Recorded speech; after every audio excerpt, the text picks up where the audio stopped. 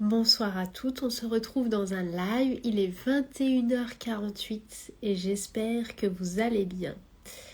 Je vais attendre quelques instants que Instagram informe les gens que je suis connectée en live et que les gens puissent du coup venir sur le live parce que je sais qu'il y a toujours un petit temps de décalage entre la notification du live et l'arrivée des gens. Comme vous le voyez, je suis malade.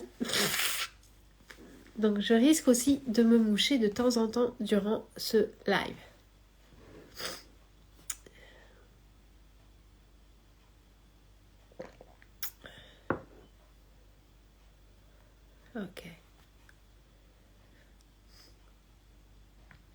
Ok. Donc, peut-être que les gens se connecteront plus tard parce qu'il est un peu tard aussi. 21h49, c'est un peu tard. Peut-être que les gens regarderont en replay. Et si c'est le cas, si vous regardez en replay, mettez-moi un hashtag replay. Dans ce live, je voudrais parler de l'immaturité émotionnelle. Parce que j'ai vécu aujourd'hui justement une situation qui illustre totalement le propos. Et j'aimerais justement vous exposer la situation, vous parler de ce que j'ai vécu aujourd'hui et de comment je l'ai vécu et de comment je suis sortie des réactions que j'aurais pu avoir il y a encore même un an, moins d'un an. Je suis désolée pour le nez, la voix du nez. Je suis bien prise là.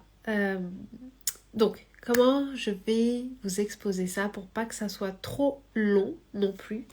Et je vois aussi que la lumière est trop forte pour moi. Voilà. Alors, pour vous exposer la situation. Déjà, on va commencer par ça. Déjà, comme vous le notez, je suis malade. Et je suis assez malade. J'étais malade il y a quelques semaines. Et puis c'est parti. Et puis les 2 derniers jours, il y a un moment où j'ai pris la flotte. Et les 2 derniers jours, j'ai très très mal dormi, ce qui fait que ça a aggravé les choses. Et qu'aujourd'hui, je me retrouve malade. Donc depuis en fait 2 jours, je suis malade. Et aujourd'hui, plus particulièrement, je me sens bien malade. Comme vous voyez, j'ai le nez bien pris et j'ai du mal à respirer. Je ne dis pas ça pour me plaindre, loin de là, mais c'est pour vous expliquer la situation. Parce que ça a à voir dans la situation. Donc, c'est une journée où je suis malade. Et c'est une journée aussi où ce matin, donc on est mercredi, ce matin, mon mari est parti en déplacement. Donc, je suis seule avec ma fille pour 3 jours. Aujourd'hui aussi, mercredi, c'est un mercredi qui n'était pas comme les autres parce qu'on avait énormément de choses à faire. On avait à recommander à envoyer, on avait des choses à acheter à la pharmacie, on avait le cours de dessin, on avait aussi un rendez-vous médical. Donc une journée, je dirais pas hyper chargée, mais quand même plus chargée, quand même beaucoup plus chargée que d'habitude. Parce que d'habitude, je n'ai que le cours de dessin. Enfin, on n'a que le cours de dessin qui est bloqué dans l'agenda. C'était une journée donc beaucoup plus chargée que d'habitude. Et j'étais malade. Ce matin, je suis sortie de la maison. Je suis sortie de l'appartement et j'avais décidé de mettre quand même des couches assez épaisses de vêtements parce que quand j'étais sortie sur le balcon ce matin, je sentais qu'il faisait froid. Je sentais que il faisait pas chaud et que j'avais besoin justement d'être bien au chaud pour que le nez arrête de couler. Parce que voilà, c'est ça que j'avais remarqué, c'est que si j'avais bien chaud, mon nez arrêtait de couler. Et si je commençais à avoir froid, mon nez commençait à couler et ça devenait extrêmement désagréable pour moi.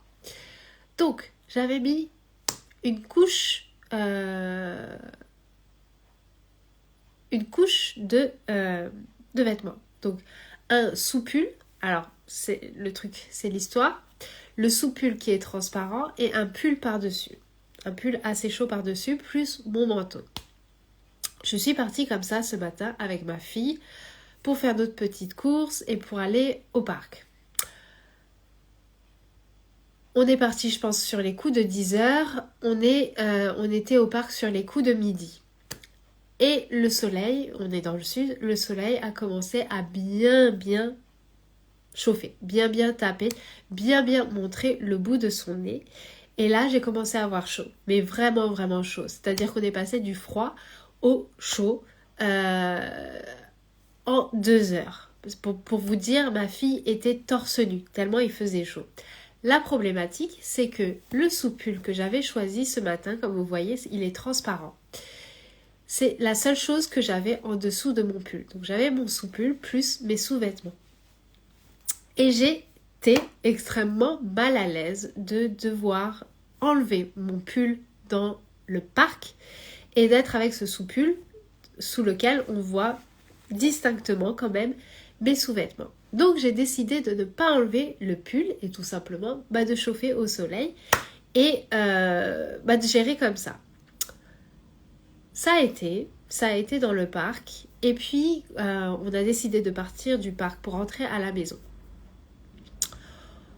On a commencé du coup à rentrer à la maison et pour rentrer à la maison, j'avais pas mal de choses à transporter. Oui, l'histoire est longue mais vous allez comprendre et c'est pour vous montrer ce genre de situation que vous vivez, je suis sûre très certainement. Donc, on est rentré du parc avec la poussette parce que quand on se déplace dans la ville avec ma fille, elle a 5 ans, oui, mais comme on marche beaucoup, il y a des moments où elle a besoin d'avoir la poussette parce que marcher 3 heures pour elle, c'est pas possible non plus. Donc, elle était dans la poussette et je remontais pour aller chez nous.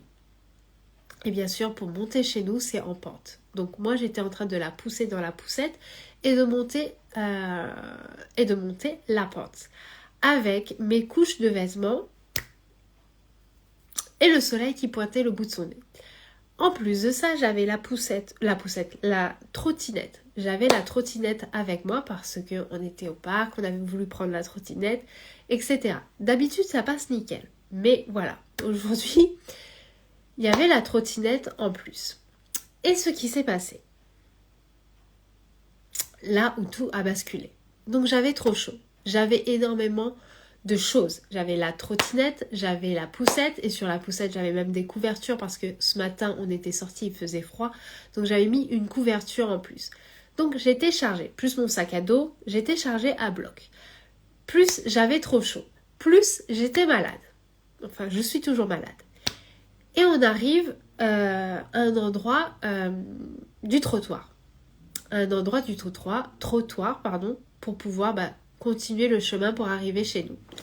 Les gens de, je pense que c'était EDF, étaient en train de faire des travaux sur le trottoir. Et ce qui s'est passé, c'est qu'ils ont bloqué pratiquement en fait la route pour les voitures. Et sur le trottoir, en plein milieu du trottoir, il y avait une tranchée. Une tranchée, je pense, de 40 cm, on va dire, de longueur, de largeur, parce que la longueur, c'était toute la longueur du trottoir, et assez profonde quand même. Avec, ils essayaient de, je pense, tirer les câbles électriques. Bon, il n'y avait personne dans la tranchée, mais on est arrivé au niveau de la tranchée. Et en fait, il fallait, pas le choix, enjamber la tranchée avec la poussette. Donc, j'ai demandé à ma fille de descendre. On l'avait fait à l'aller, mais à l'aller ça allait bien parce que je n'avais pas chaud. Donc, au retour, donc j'ai dit à ma fille de descendre de la poussette pour pouvoir enjamber la tranchée et moi porter la poussette et porter la poussette par-dessus la tranchée. Au début, je voulais juste la pousser et l'enjamber. Je voulais faire une manipulation pour essayer de la faire passer. Donc j'ai essayé de commencer ma manipulation et en fait ça n'a pas fonctionné. La poussette a commencé à tomber dans la tranchée et on a commencé à faire tomber des morceaux de pierre dans la tranchée. Donc tout de suite j'ai dit non, je vais reprendre la poussette et je vais la porter. Je commence à porter la poussette et c'est lourd, c'est difficile, j'ai chaud. Et je commence à à galérer avec. Je commence à galérer avec et je commence à galérer avec à cause de la trottinette qui est sur la poussette et qui commence à balloter dans tous les sens. J'ai peur qu'elle tombe dans la tranchée. Et puis à un moment j'arrive, je sais pas comment je fais, mais j'arrive à poser la poussette de l'autre côté. Et puis je sens que la trottinette tape dans le mur et je pense en fait qu'elle tombe à ce moment-là. Oui, je pense que dans mon esprit, je pense qu'elle tombe. Donc je me dis, merde, c'est vraiment la merde. Et à ce moment-là, dans ma tête, parce que tout s'est construit, toute la situation dont je vous ai parlé, comme vous voyez, il y a eu plein de difficultés, plein de choses qui se sont enchaînées, plein de choses qui se sont rajoutées, avec surtout le fait que j'avais extrêmement chaud, que je ne me sentais pas bien parce que j'avais chaud, et que je devais porter la poussette, et que je devais galérer avec cette trottinette, et que j'avais ma fille de l'autre côté qui m'attendait. Je me suis retrouvée à un moment à éclater intérieurement. C'est-à-dire que intérieurement, j'ai eu cette voix qui a explosé en moi, cette petite voix qui a explosé en moi et qui s'est dit, putain, c'est la merde, tu vas lui dire qu'on ne reprend plus la poussette, la trottinette. Tu vas lui dire qu'on va pas prendre la trottinette parce que ça fait chier sa trottinette, ça fait chier de la transporter, c'est à cause de la trottinette que t'es dans cette merde. C'est à cause de cette trottinette que tu galères. C'est à cause de cette trottinette que c'est compliqué. Ta vie, elle est compliquée à cause de cette trottinette. J'ai eu cette voix qui a explosé en moi. Et parce que maintenant, je sais comment fonctionnent les émotions, parce que maintenant, j'ai justement cette conscience des changements émotionnels qui s'effectuent dans mon corps et surtout de ce qu'il y a derrière les émotions, parce que je vois ça beaucoup plus clairement et que je suis en contact beaucoup plus clairement avec mon corps. J'ai vu déjà le processus commencer et escalader. Et à un moment, ça a éclaté. Et j'ai vu le truc éclater. Et en une demi-seconde, j'ai vu le truc éclater et j'ai switché tout de suite. J'ai dit non. C'est pas de sa faute. C'est pas de sa faute si là je suis en train de galérer. C'est pas à cause de la trottinette que je suis en train de galérer. À l'aller, ça s'est bien passé. Au retour, c'est catastrophique. Et c'est même pas catastrophique. C'est mon mental qui dit que c'est catastrophique. C'est mon ego qui est en train de dire que je me retrouve dans cette situation compliquée à cause d'elle, à cause de la trottinette qu'elle a amenée. Pourquoi elle a amené cette foutue trottinette? Voilà ce que dit mon ego, voilà ce que dit mon mental. Mais mon cœur, parce que j'ai switché tout de suite, parce que j'ai vu ça tout de suite, j'ai vu justement l'immaturité émotionnelle de mon enfant intérieur qui s'est exprimée à ce moment-là et qui a voulu rejeter la faute sur ma fille, qui a voulu rejeter la faute sur cette trottinette, parce qu'il fallait trouver bien quelqu'un à blâmer. Si c'était pas moi qu'on allait blâmer, il fallait trouver quelqu'un d'autre. Donc, elle.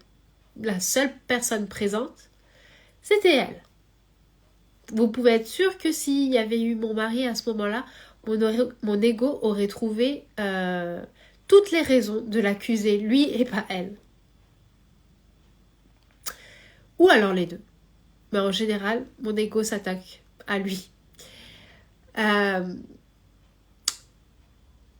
Pour vous dire.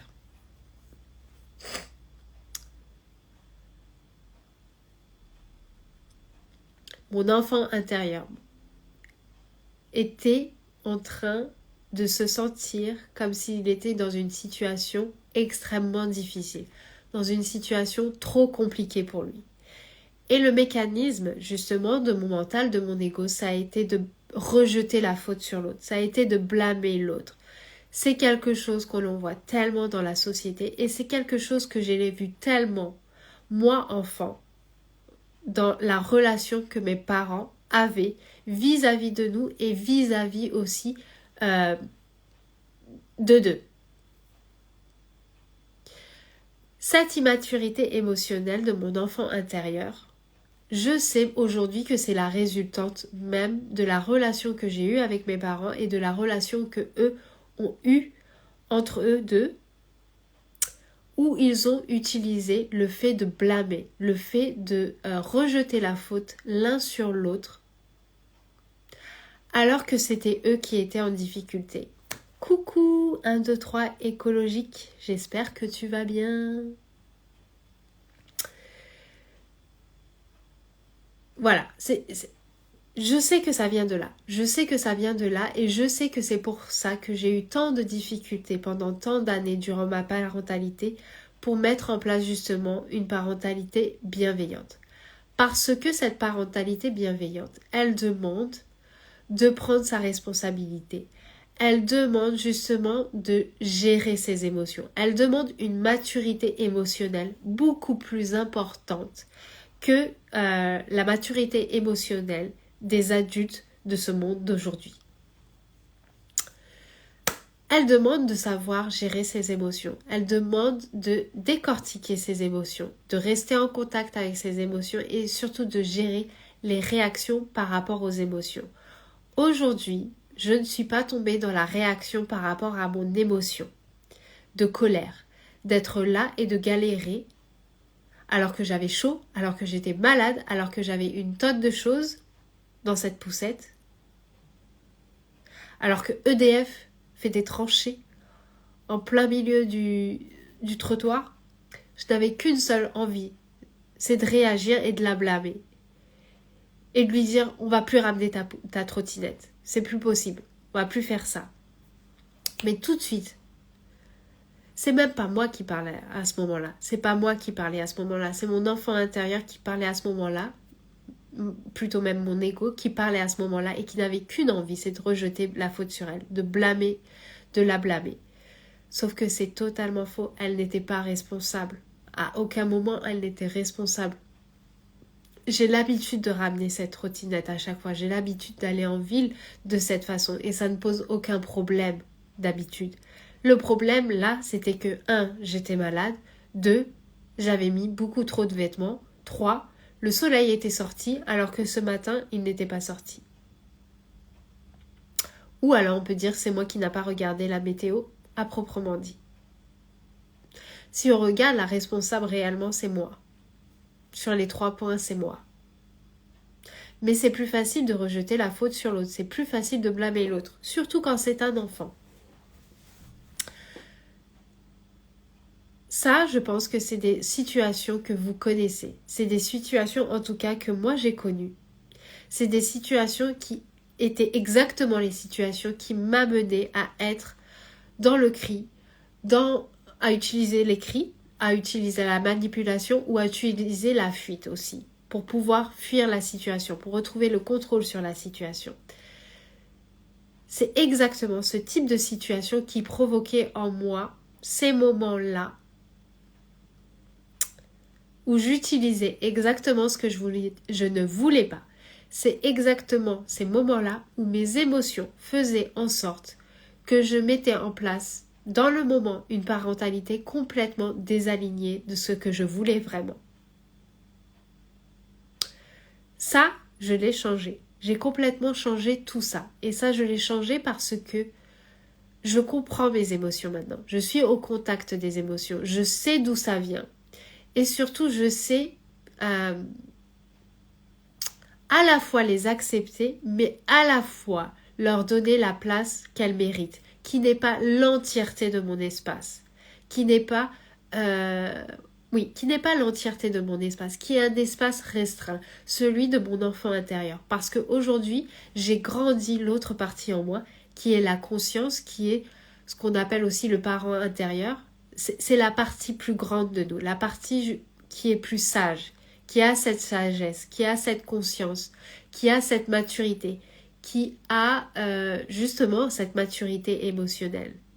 Celle qui, voilà, cette partie en nous qui est capable d'observer et de prendre des décisions en conscience et qui n'est pas l'esclave des émotions.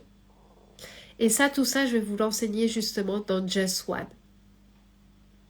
Je vais vous enseigner ça dans le programme où vous allez justement apprendre à accompagner vos propres émotions face aux émotions de votre enfant.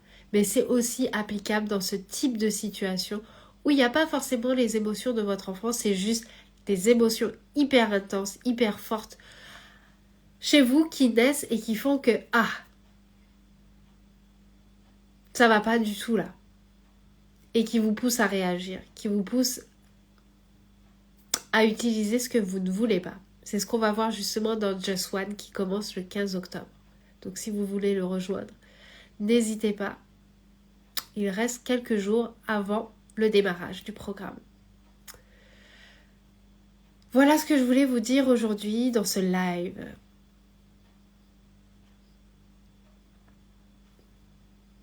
Voilà. Donc je vous souhaite une bonne soirée. Je vous dis à demain. Ciao.